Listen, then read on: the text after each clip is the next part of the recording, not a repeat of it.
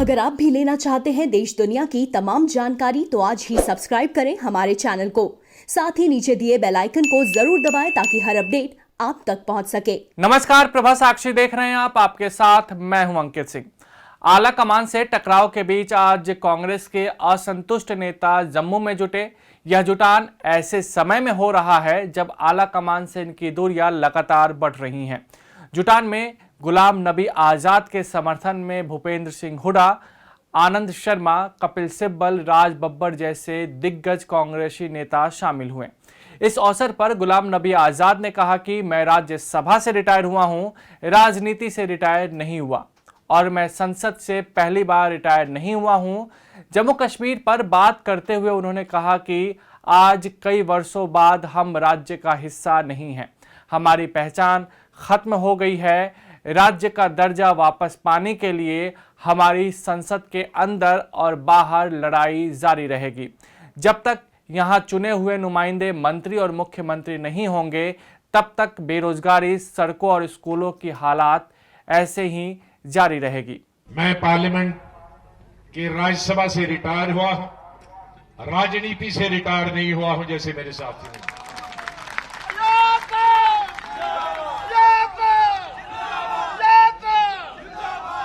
और पार्लियामेंट से मैं पहली दफा नहीं रिटायर हुआ। जब लोकसभा से आना था राज्यसभा तो भी 3-4 महीने का गैप था। जब यहां से पहले बना, जब सीएम बना था तब भी बीच में गैप था, बीच में एक और दफा गैप था।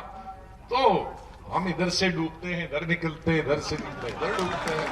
कोई अभी हमारी जारी नहीं रही। कोई भी दुनिया का आदमी नहीं है या लीडर नहीं है जो कश्मीर को कश्मीर के नाम से नहीं जानता या जम्मू कश्मीर को कश्मीर की स्टेट से नहीं जानता। आज हमारी वो पहचान चलेगी। आज हम एक डिस्ट्रिक्ट का दर्जा दिया गया, तो इसलिए हमारी लड़ाई वो भी जारी रहेगी पार्लियामेंट और पार्लियामेंट के बाहर कि हमें स्टेटहुड अपनी वापस चाहिए। और जब तक हमारे एमएलएज नहीं होंगे, चुने हुए नुमाइंदे नहीं होंगे, वो किसी भी पार्टी के क्यों ना हो, उनके ऊपर जिम्मेदारी होगी। जब तक यहां चुने हुए नुमाइंदे मिनिस्टर नहीं होंगे, चीफ मिनिस्टर नहीं होंगे, ये बेकारी, बेरोजगारी, ये सड़कों की हालत, ये पानी की हालत, बिजली की हालत, ये स्कूलों की हालत, ये डिस्पेंसरीज की हालत, अस्पतालों की हालत और ये जहालत बराबर तारी रहेगी, जारी रहेगी जब तक स्टेट के नुमाइंदे चुनकर नहीं आते तीनों खित्तों से, जम्मू कश्मीर और लद्दाख से।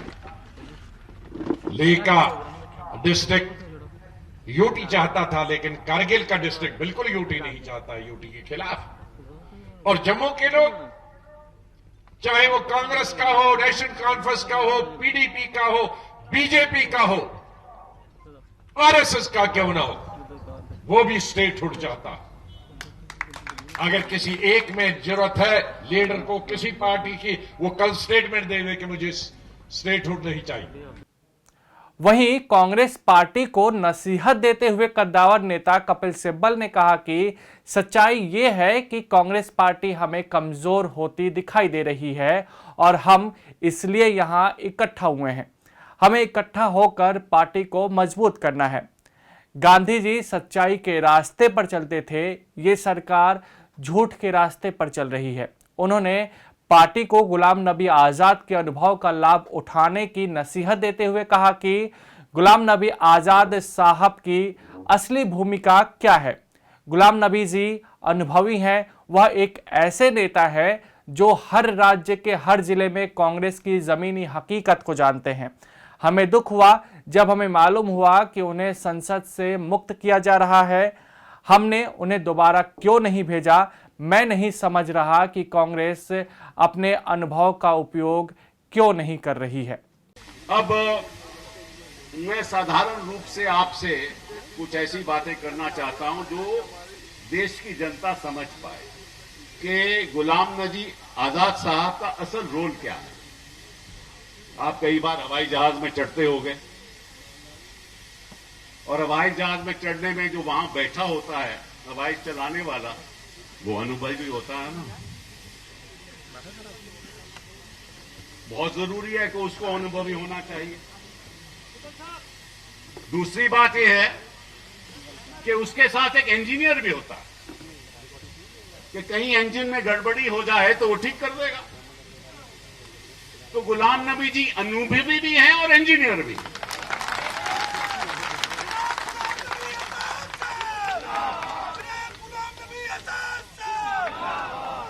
मैं ये बात आपके सामने क्यों रख रहा हूं और साधारण रूप से क्यों कह रहा हूं, क्योंकि गुलाम नबी आजाद साहब कांग्रेस पार्टी के ऐसे नेता हैं जो हर प्रदेश के हर जिले की जमीन असलियत को कांग्रेस को जानते हैं।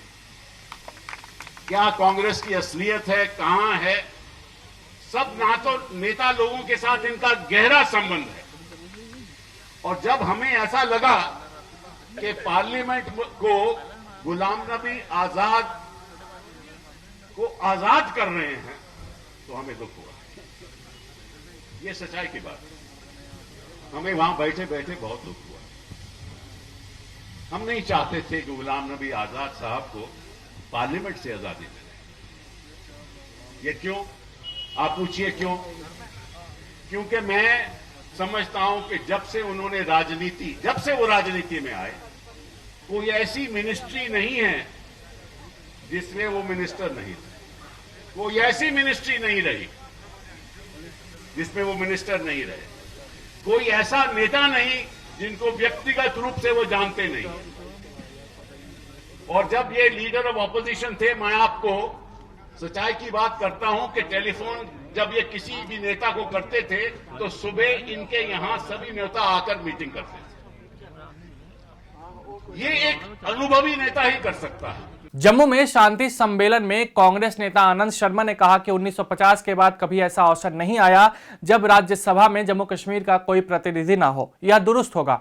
उन्होंने कहा कि पिछले एक दशक में कांग्रेस कमजोर हुई है। हमारी आवाज पार्टी की बेहतरी के लिए है। इसे एक बार फिर से हर जगह मजबूत किया जाना चाहिए। नई पीढ़ी को पार्टी से जुड़ना चाहिए। हमने कांग्रेस के अच्छे दिन देखे हैं। हम इसे कमजोर होते हुए नहीं देखना चाहते। आज हम जहां हैं वहां पहुंचने के लिए हम सभी ने लंबी दूरी तय की है। हमारे बीच कोई भी खिड़की से नहीं आया है। हम सभी दरवाजे से चले हैं। हम छात्रों के आंदोलन से जुड़े रहे, युवा आंदोलन के माध्यम से आए हैं। उन्होंने कहा कि हम कांग्रेस की ताकत और एकता में विश्वास करते हैं। हम में से सब लोग लंबा सफर तय करके पहुंचे हैं जहां पहुंचे। हम में से कोई ऊपर से नहीं आया, खिड़की रोशनदान से नहीं आया, दरवाजे से आए हैं, चल के आए हैं, छात्र आंदोलन से आए हैं, युवक आंदोलन से आए हैं। यह अधिकार मैंने किसी को नहीं दिया कि मेरे जीवन में कोई बताए कि हम कांग्रेसी हैं या नहीं हैं। यह हक किसी का नहीं है। हम बता सकते हैं कांग्रेस क्या है। हम बनाएंगे कांग्रेस, मजबूत करेंगे कांग्रेस को।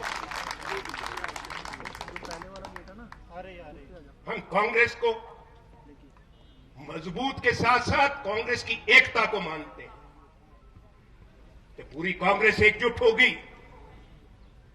पूरे कांग्रेस के लोग ये तय करेंगे कि लोगों की उम्मीद है कांग्रेस दोबारा अपनी आवाज बुलंद करे तो हिंदुस्तान के लोगों के हौसले ऊपर जाएंगे। कांग्रेस नेता राज बब्बर ने कहा कि लोग कहते हैं कि यह G23 है। मैं गांधी 23 कहता हूं। महात्मा गांधी के विश्वास, संकल्प और सोच के साथ इस देश का कानून और संविधान बना। इन्हें आगे बढ़ाने के लिए कांग्रेस को मजबूत होना पड़ेगा। G23 चाहती है कि कांग्रेस मजबूत हो।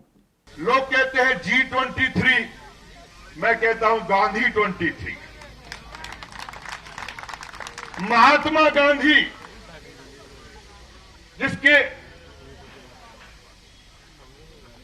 जिसके विश्वास के साथ में, जिसके इरादों के साथ में, जिसकी सोच के साथ में इस देश का आईन बना, संविधान बना, आज उसको लेकर चलने के लिए कांग्रेस के लोग मजबूती के साथ तैयार हैं।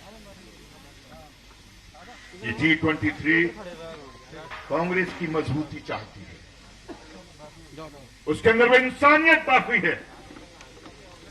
नहीं तो एक शख्स, वो नौजवान जो ब्लॉक की राजनीति करता हुआ ब्लॉक का सेक्रेटरी भलसवा में खड़ा हुआ और यहां से जाके मैं